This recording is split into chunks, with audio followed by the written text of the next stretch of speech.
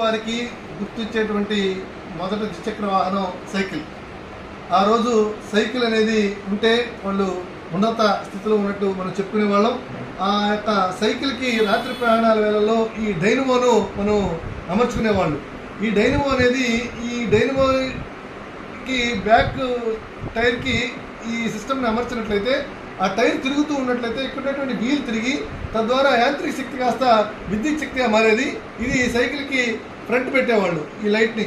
So ఎప్పుడైతే మనం స్పీడ్గా మనము సైకిల్ని తొక్కుతున్నప్పుడు ఆ యొక్క టైర్తో పాటు ఈ వీల్ తిరిగి తద్వారా యాంత్రిక శక్తి కాస్త విద్యుత్ శక్తిగా మారడం, మనకు కాంతిని ఇచ్చి మనకు మా యొక్క సుదూర ప్రాంతాలకు కూడా సులువైనటువంటి రవాణా సౌకర్యాన్ని ఈ యొక్క డైనమో అందించగలిగింది. ఈరోజు మనం కేవలం ఇలా చూడగలిగినటువంటిది బాధాకరం.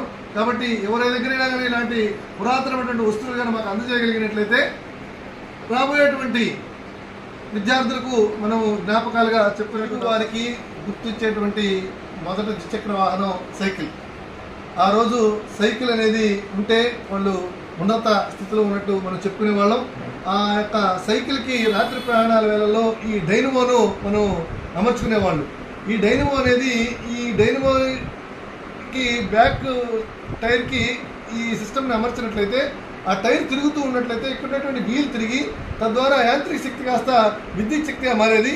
ఇది సైకిల్కి ఫ్రంట్ పెట్టేవాళ్ళు ఈ లైట్ని.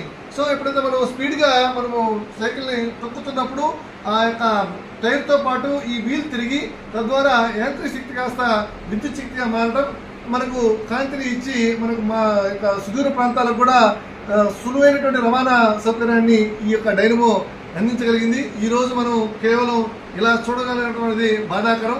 కాబట్టి ఎవరి దగ్గరైనా కానీ ఇలాంటి పురాతనమైనటువంటి వస్తువులు కానీ మాకు అందజేయగలిగినట్లయితే రాబోయేటువంటి విద్యార్థులకు మనం జ్ఞాపకాలుగా చెప్పుకున్నటువంటి సార్ ఈ టార్చ్ లైట్ల గురించి చెప్పండి సార్.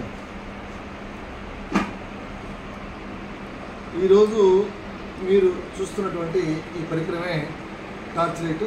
ఇంతకుముందు మేము చిన్నప్పుడు చదువుకునేటప్పుడు పాఠ్యాంశాల్లో టార్చ్ లైట్ నిర్మాణం అనేది ఇప్పటికీ కూడా గుర్తుంది.